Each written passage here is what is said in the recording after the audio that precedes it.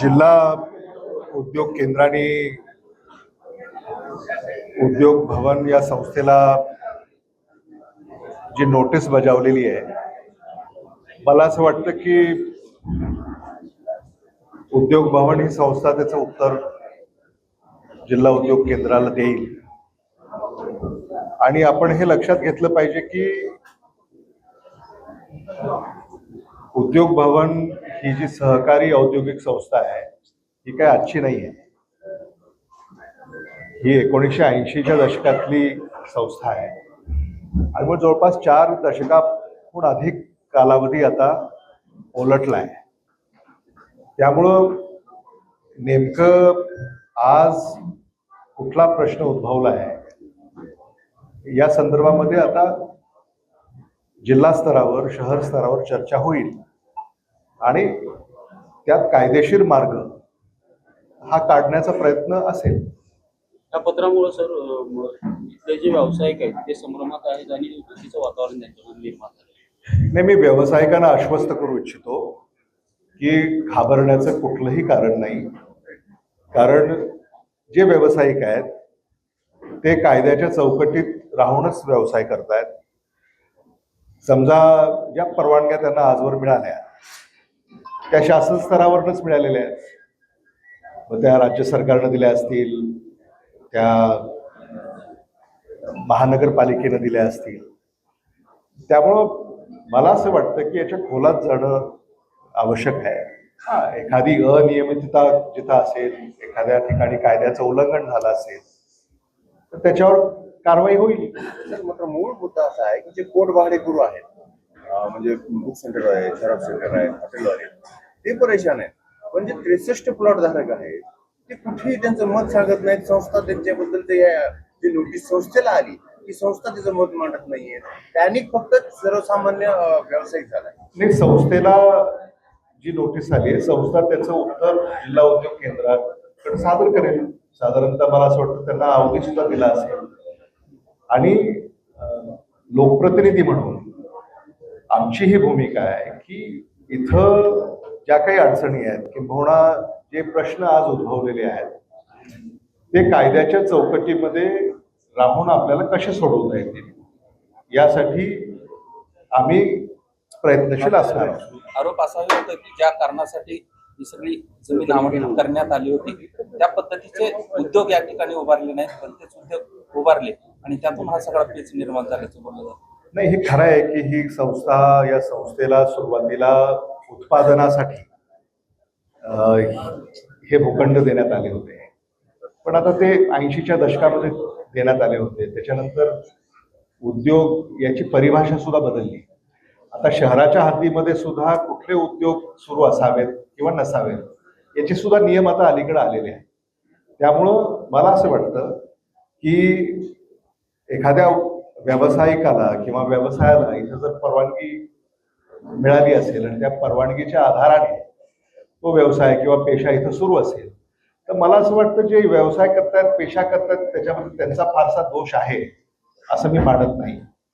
आणि समजा शासनाला किंवा उद्योग विभागाला एखादी तक्रार आली असेल आणि त्या तक्रारीचं निवारण ते करणार असतील तर संस्था त्याला उत्तर देईल ना.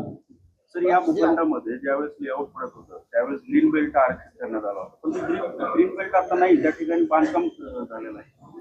नाही, मी आपल्याला म्हणजे एवढंच सांगू इच्छितो की असं काही झालं असेल तर लातूर शहर महानगरपालिका जी इथं प्लॅनिंग अथॉरिटी आहे त्यात ते लक्ष घालतील आणि ग्रीन स्पेस किंवा ॲम्युनिटी स्पेस जो शहराचा हक्क आहे तो शहराला मिळवून देण्यासाठी आम्ही कुठेही मागे राहणार नाही.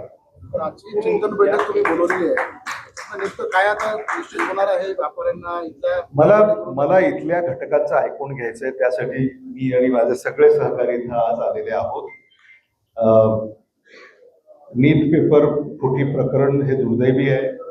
त्याचे धागेदोरे लातूरपर्यंत आलेत, हेच धक्कादायक आहे.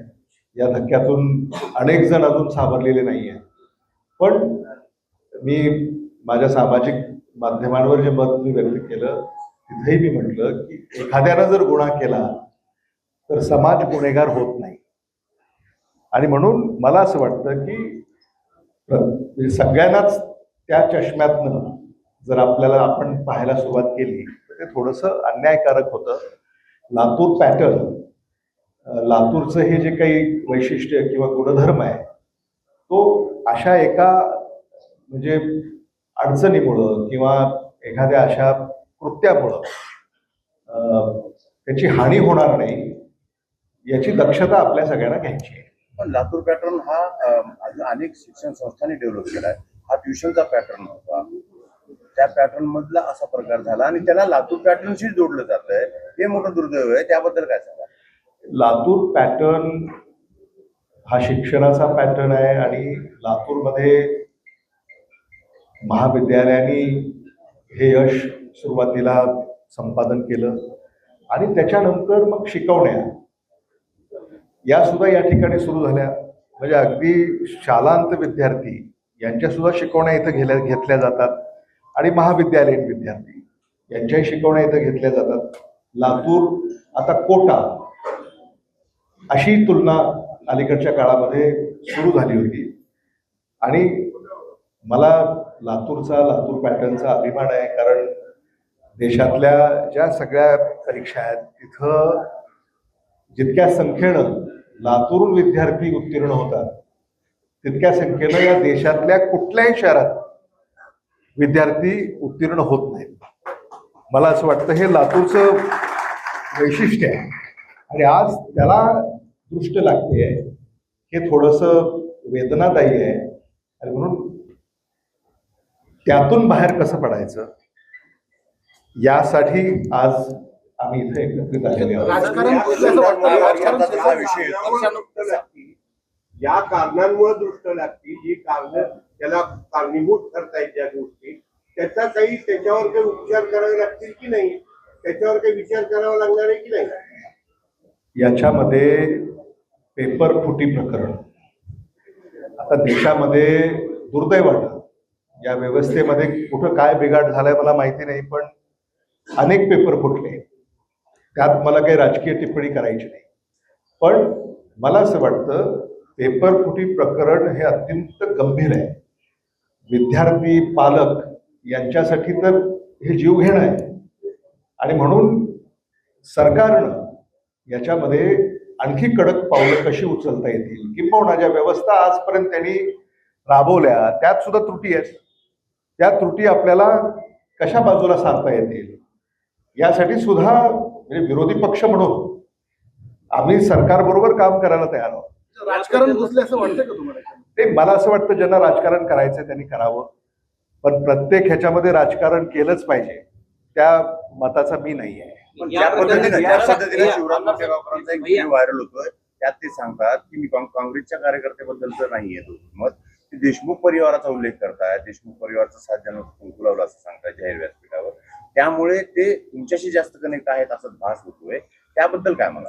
शिवराज मोठेगावकरांची लातूरमध्ये कोणाची ओळख नाही आणि एखाद्या निवडणुकीमध्ये जेव्हा बुद्धिवंतांचा मेळावा होतो त्या मेळाव्यामध्ये एखाद्यानं वक्तव्य करणं काही वर्षापूर्वी आणि त्या वक्तव्याला आता या घटकेला ज्या घटना घडतायत त्याच्याशी जोडणं, मला असं वाटतं याच्यावर काय टिप्पणी करायची. बया याच भागामध्ये ज्या ठिकाणी 10 फुटाचा रूळ आहे त्या ठिकाणी 5 ते 6 मजलीची बांधकामं झाली, जिथं की FSIचा नियम पाळला जात नाही, महानगरपालिकेने घालून दिलेले नियम. मी तुम्हाला आश्वस्त करू इच्छितो की लातूर शहर महानगरपालिकेच्या महापौर इथे आहेत आपल्या बरोबर, उपमहापौर इथे आहेत, खासदार महोदय इथे आहेत आणि स्थानिक लोकप्रतिनिधी म्हणून लातूरमध्ये कुठेही बेकायदेशीर बांधकामे यावर आळा घालण्यासाठी आम्ही अहोरात्र प्रयत्न करतोय आणि म्हणून लातूर शहर महानगरपालिकेच्या बाबतीमध्ये एवढं आपल्याला मी सांगू शकतो की जिथं कुठं अनियमितता असेल ती अनियमितता आम्ही बाजूला सारणार आणि त्याच्यावर कारवाई करणार. जमिनी एकाच्या नावावर नाहीत, भाडेपत्र ज्यांच्या नावावर आहेत त्यांना परवानगी दिलेली आहे बांधकामाची. गुंठेवारी करून ठेवलेली आहे. महानगरपालिकेने मोठ्या प्रमाणात गैरकारभार अनेक तक्रारी इथं आलेल्या आहेत. शेवटी महानगरपालिकेमध्ये तर आत्ता काँग्रेसचं सरकार आलंय. प्रशासकीय काळामध्ये सुद्धा अनेक परवानग्या देण्यात आलेल्या आहेत. खरं म्हणजे मला असं वाटतं की या सगळ्याच प्रकरणामध्ये चौकशी झाली पाहिजे आणि त्या चौकशीची मागणी मीच करतो. सखोल चौकशी झाली पाहिजे. शेवटी कुठेतरी याची सुरुवात झाली पाहिजे, कारण सामान्य माणूस याच्यामध्ये भरडला जातो, दुसरं काही होत नाही. या पेपरफुटी प्रकरणामध्ये सगळे धागेदोरे आता फार मुंदीवाल्यापर्यंत गेले, लातूर शहरापर्यंत आले. पण एनटीएची काही जबाबदारी आहे की नाही? एनटीएच्या प्रमुखाचा अद्यापर्यंत कुणी राजीनामा मागितला नाही, आता हे सगळं प्रकरण न्यायप्रविष्ट आहे, न्यायालयामध्ये सुनावण्या सुरू झालेल्या आहेत. त्यामुळे त्याच्यावर टिप्पणी करणं हे मी काही उचित मानत नाही. थोडासा वेळ आणि अवधी आपण दिला पाहिजे. खरं समोर येईल आणि त्यात जे दोषी आहेत त्यांना शिक्षा होईल. पेपरफुटीमध्ये दोषीवर शिक्षा होईल, पण एनटीएची काही जबाबदारी आहे की नाही? एनटीएची एनटीएची जबाबदारी आहेच ना, मूळ जबाबदारीच एनटीएची आहे. कुठल्या त्याच्यावर कारवाई होईल. एनटीएचीच मूळ जबाबदारी आहे. त्यांनी आत्मपरीक्षण करण्याची गरज आहे आणि भारत सरकारनं आणखी कडक पावलं यामध्ये उचलावीत अशी आमची मागणी आहे. एका विद्यार्थ्याने आत्महत्या केली आहे भैया 8 दिवसात. दुर्दैवी आहे. मला असं वाटतं की शेवटी परीक्षेचा ताण आणि उद्या आपलं काय होईल या संदर्भामध्ये जी काही म्हणजे त्यांच्या मनामध्ये जो गोंधळ निर्माण झालेला आहे त्याच्यातून काही टोकाची पावलं विद्यार्थी उचलतायत, त्यांनी उचलू नयेत असंच आव्हान मी करेन. पण काही घटना घडल्यात त्या दुर्दैवी आहेत आणि त्या घटना घडायला नको होत्या. तर चंद्रपूरचे नगरसेवक जे आहेत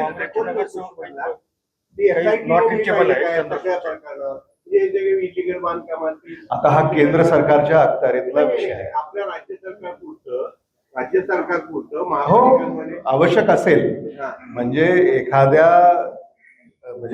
व्यवस्थेमध्ये समजा काही अनियमितता किंवा कायद्याचं उल्लंघन जर फार म्हणजे टोकाचं झालं असेल तर तिथं चौकशी स्पेशल इन्व्हेस्टिगेशन टीम गठीत करायला काही अडचण आहे असं मला वाटत नाही.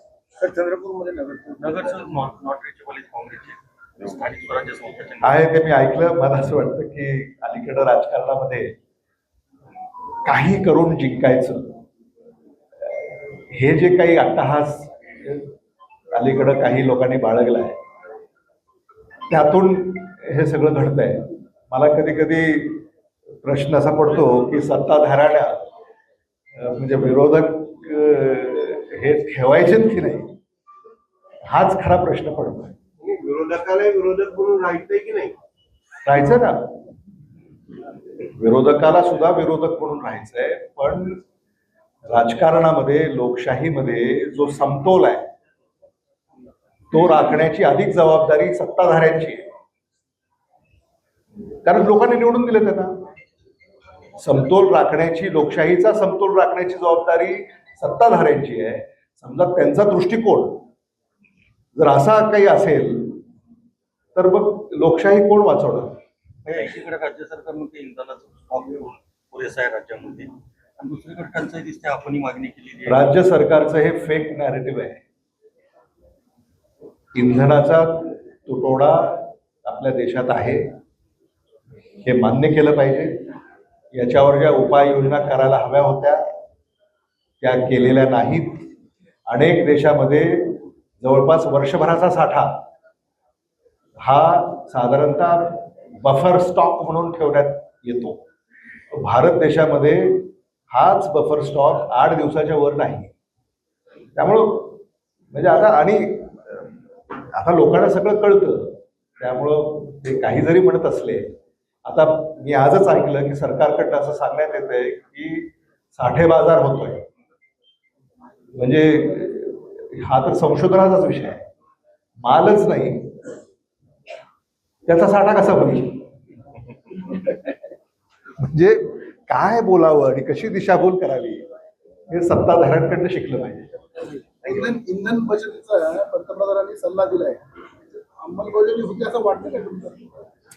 मला असं वाटतं की देशासमोर जे हे संकट आहे सरकारनं काही आव्हानं केलेली आहेत जी योग्य आहेत, त्याचं पालन होईल.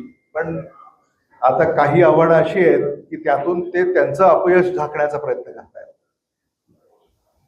आणि तेही लोकांच्या डोक्यावर त्याचं ओझं व्हायला ते सांगतायत. हेच थोडंसं मला असं वाटतं अजब आहे.